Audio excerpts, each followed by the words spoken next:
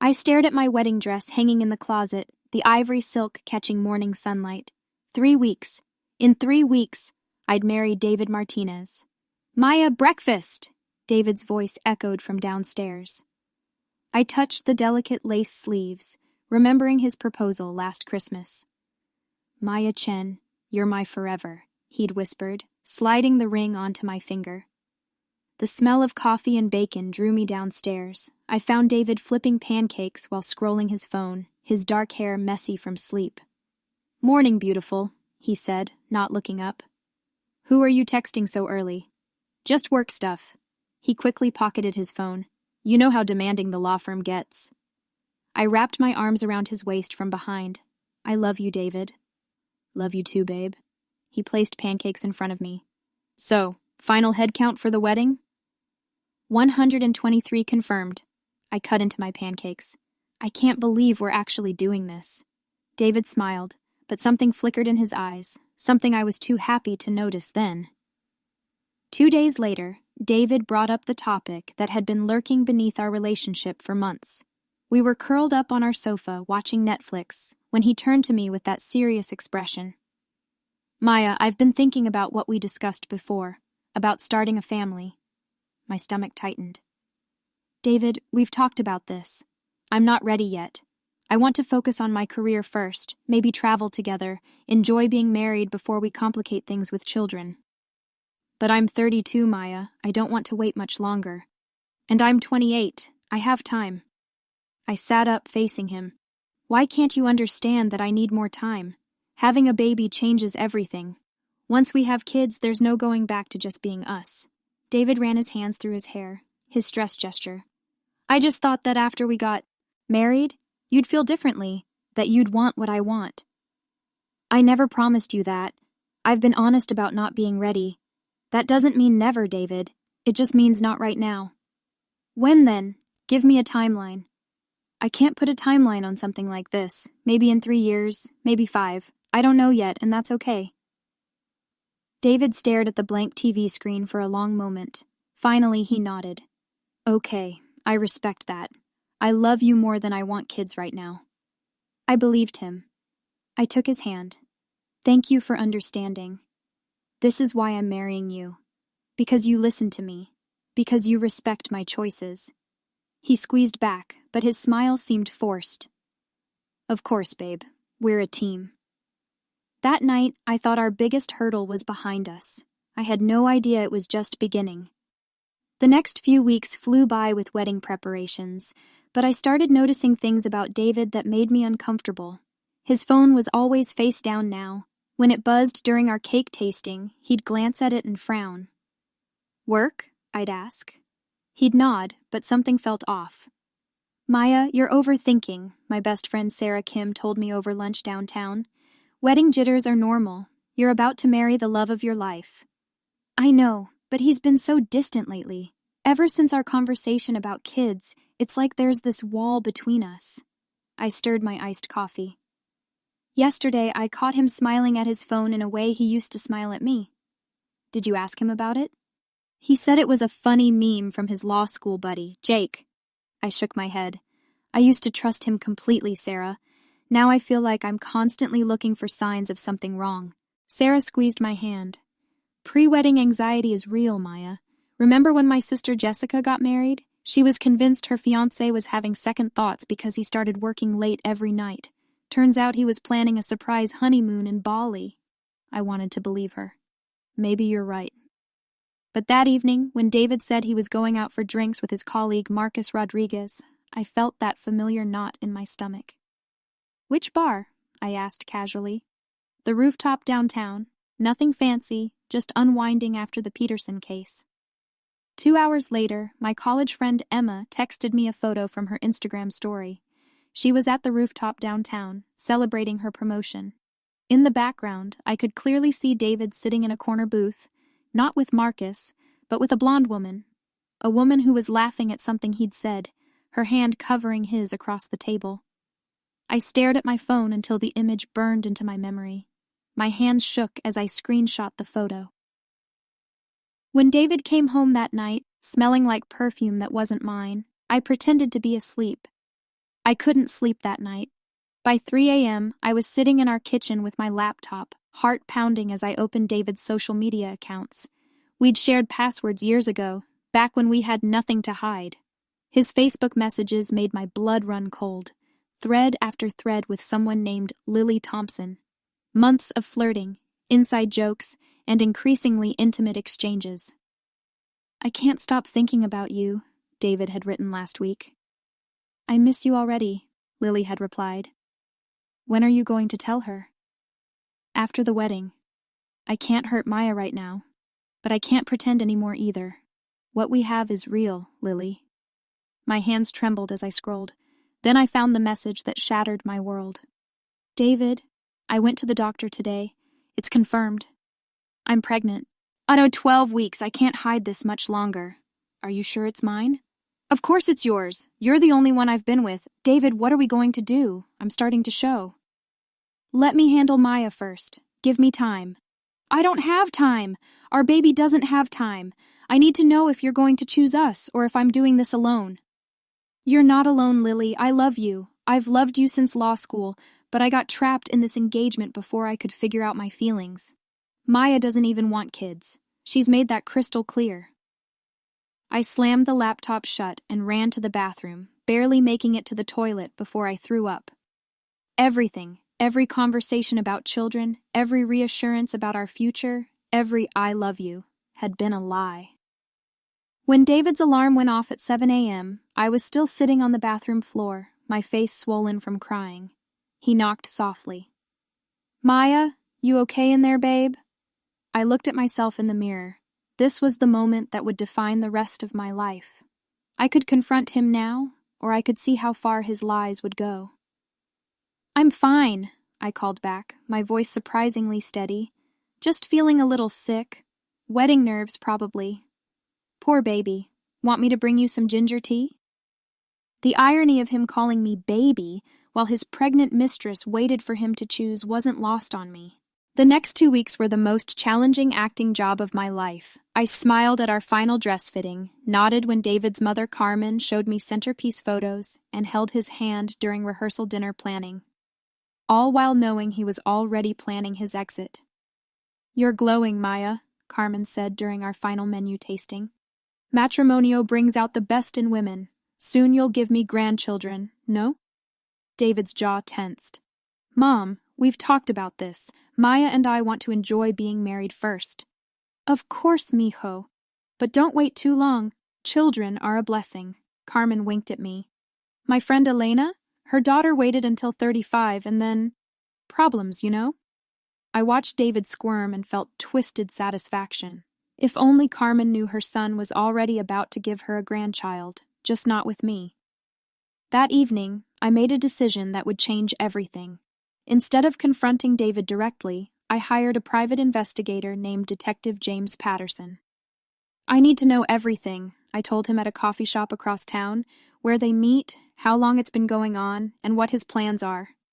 "Mrs. Chen, are you sure you want to go down this road? Sometimes ignorance is kinder than truth." "Detective Patterson, my fiancé is having a baby with another woman while planning to marry me in 10 days. I'm past the point of kindness." 3 days later, he called with his report. Lily Thompson was a fellow attorney at a different firm, someone David had dated briefly in law school. They'd reconnected at a legal conference 8 months ago. "They meet twice a week at the Meridian Hotel downtown," Detective Patterson explained. "Tuesday afternoons and Friday evenings. She's definitely pregnant. I have photos of her at a prenatal appointment yesterday." "What else?" "Your fiancé has been apartment hunting in Lily's neighborhood. He put down a deposit on a 2-bedroom place on Maple Street last week. The lease starts the day after your wedding." I felt like I was falling into a black hole. "He's planning to leave me immediately after the wedding?" "It appears that way. My guess is he wants to avoid the embarrassment of calling off the wedding, especially since both families have invested so much. He'll probably ask for a divorce within the first month, claiming irreconcilable differences." I hung up and sat in my car for an hour, crying until I had no tears left. Then I wiped my face and started planning the most spectacular revenge of my life. When David asked me that night how wedding planning was going, I smiled sweetly. Perfect. Everything is going exactly as planned. Our wedding day dawned crisp and clear. I stood in my wedding dress in the bridal suite, surrounded by my bridesmaids, Sarah, my cousin Lisa, and David's sister Patricia. "You look absolutely stunning," Patricia said, adjusting my veil. "My brother is so lucky to have you." If only she knew how unlucky he was about to become. "Maya, you're so calm," Sarah observed, applying my lipstick. "I'd be a nervous wreck by now." "I feel surprisingly peaceful," I replied, which was true. After days of planning, I was ready. At 4 p.m., I walked down the aisle past 123 guests who thought they were witnessing the happiest day of my life. David stood at the altar in his black tuxedo, looking handsome and nervous. For a moment, I almost wavered. Then I remembered Lily Thompson, 12 weeks pregnant, watching from the audience. Detective Patterson had confirmed she was invited as David's colleague from the legal community. "Dearly beloved," began Reverend Michael Foster, "we are gathered here today to witness the union of David and Maya in holy matrimony." I spotted Lily in the third row, wearing a flowing blue dress that cleverly disguised her growing bump. She watched David with adoring eyes, probably imagining their own wedding day. "The couple has written their own vows," Reverend Foster announced. "David, you may begin."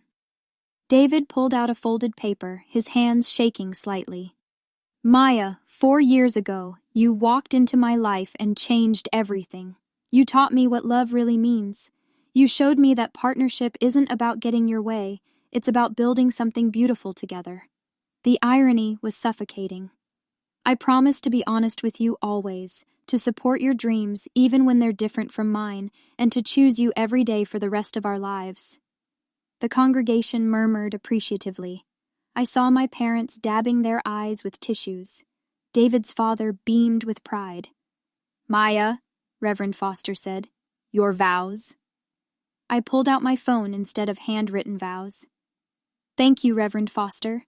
David, you're right. Partnership is about building something beautiful together. It's about honesty, trust, and choosing each other every day." I unlocked my phone and held it up so the front rows could see. That's why I want to share with everyone here what you've been building with Lily Thompson for the past 8 months. The room went deadly silent. I tapped my phone, my voice ringing clear as I read from their message thread. "I can't stop thinking about you, Lily. What we have is real. Maya doesn't even want kids. She's made that crystal clear." Gasps echoed through the ballroom. David's face went white. "Maya, what are you doing?" "I'm being honest, David. Something you've forgotten how to do." I looked directly at Lily, who was trying to sink into her seat. "Congratulations on your pregnancy, Lily. 12 weeks, right? That puts conception right around Valentine's Day, when David told me he was working late on the Morrison case." Chaos erupted. People stood, shouted, pointed. David's mother screamed in Spanish while my mother stared in shock. I walked off that altar with my head held high, leaving behind a room full of shocked guests and one panicked groom. Sarah caught up with me in the hotel lobby. "Maya, oh my God, are you okay?" She grabbed my hands, her face full of concern and admiration. "I'm better than okay," I said, surprised by how true that felt. "I'm free." The next few hours were a blur of damage control. David tried calling me 17 times. His mother left a voicemail in rapid Spanish that I didn't need to translate. My parents were concerned but supportive, especially after I showed them Detective Patterson's evidence. "Mija," my father said, holding me as I finally let myself cry. "You did the right thing. Better to find out now than after years of marriage." The fallout was swift and brutal. For David, not me. By Monday morning, word had spread through the legal community. Several of David's colleagues reached out privately, sharing their own suspicions. "We all knew something was off about David," Marcus Rodriguez told me over coffee. "He'd disappear during lunch breaks, was always secretive about his phone. I'm sorry, Maya, you deserved better." The real justice came 3 weeks later. Detective Patterson called with an update I hadn't expected. "Maya, you're going to want to hear this. David's law firm found out about the affair and his deception. Apparently, Lily Thompson works for their biggest rival firm, and David shared confidential client information with her during their relationship. What does that mean? He's been fired for breach of confidentiality and professional misconduct. The state bar is also launching an investigation. He might lose his license to practice law. I felt a satisfaction I'd never experienced before. And Lily? Her firm quietly let her go last week. Apparently, they don't want the scandal associated with their practice. Meanwhile, my life was improving dramatically.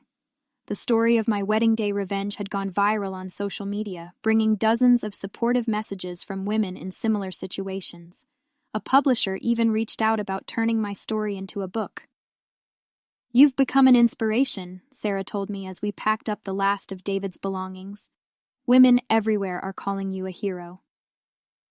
I looked around our empty bedroom, no, my bedroom now, and smiled. 6 months after the wedding disaster, I was in my new downtown apartment, working on the final chapter of my book, The Wedding That Never Was, a story of betrayal and self-worth. The manuscript was due to my editor, Jennifer Walsh, next week. My phone buzzed with a text from an unknown number. "Maya, this is Lily Thompson. Can we talk?" I stared at the message. Part of me wanted to delete it immediately, but curiosity won out. "What do you want to say?" "I'm sorry. I know that doesn't mean much now, but I need you to know that I never meant for things to happen this way." "You mean you never meant to get caught?" "I mean I never meant to fall in love with someone who was engaged. David told me your relationship was basically over, that you two wanted different things and were only staying together out of habit." I almost laughed. "And you believed him?" "I wanted to believe him. I was lonely and he made me feel special. But after what happened at your wedding, I realized what kind of man he really is." "What do you mean?" "He blamed everything on me, Maya. Called me a homewrecker. Said I seduced him and trapped him with the pregnancy. He wanted me to get an abortion and disappear so he could try to win you back." Now I was interested. "What did you tell him?" "I told him to go to hell. I'm keeping my baby, and I'm raising her without him. He's signed away all parental rights." "Her?" "It's a girl. I'm naming her Hope." Something in my chest softened slightly. "Lily, I can't forgive what you did to me, but I don't blame you for David's choices. He lied to both of us." "I know. I just wanted you to know that he's still trying to contact you through mutual friends, claiming he made a mistake. Don't let him back into your life, Maya. You deserve so much better." After we hung up, I realized something profound. My greatest revenge wasn't ruining David's career or exposing his lies. It was becoming the woman who no longer needed his validation. 1 year after my wedding day disaster, I was signing copies of my best-selling book at Barnes Noble downtown when I saw him. David Martinez walked past the window, looking haggard and defeated. His once perfect appearance had deteriorated, wrinkled clothes, unkempt hair, dark circles under his eyes. "Is that him?" Sarah whispered, following my gaze. "That's him." We watched as David noticed the line of people waiting for my autograph, saw the large poster advertising The Wedding That Never Was, and realized what was happening. His face went through a series of emotions: shock, anger, and finally, what looked like regret. He didn't come inside. Later that evening, I received a long email from him, the first communication since the wedding day. He apologized profusely, claimed he'd been in therapy, and begged for a chance to explain himself. He said losing his career, his reputation, and me had been the wake-up call he needed. I read the entire message twice, then deleted it without responding. Detective Patterson had kept me updated on David's downward spiral. After losing his law license, he'd struggled to find steady work. He'd tried to reconcile with Lily and meet his daughter, but she'd obtained a restraining order after he showed up drunk at her apartment, demanding a paternity test. "Some people never learn," Detective Patterson had told me. "He's still trying to control the narrative instead of taking responsibility for his actions." Meanwhile, my life had flourished beyond my wildest dreams. My book was being adapted into a Netflix series. I'd started a successful consulting business, helping other women navigate difficult breakups and divorces. I'd even started dating again, a kind, honest man named Alex Chen, no relation, who thought my strength was attractive, not threatening. As I looked out the window of the bookstore, watching David disappear into the crowd, I felt nothing but gratitude for the day he destroyed our relationship. 2 years later, I stood in my corner office overlooking the city, looking at the framed photo on my desk, not of a wedding that never happened, but of me accepting an award for Women's Empowerment Advocate of the Year. The journey from betrayed fiancé to successful author and business owner had been challenging, but it shaped me into someone I actually liked. My phone rang. It was Sarah, calling with news I'd been expecting. "Maya, you're not going to believe this. David got arrested last night." "What for?" "Drunk driving, third offense. He's looking at serious jail time." I felt sad for the man I'd once loved, but I also felt vindicated.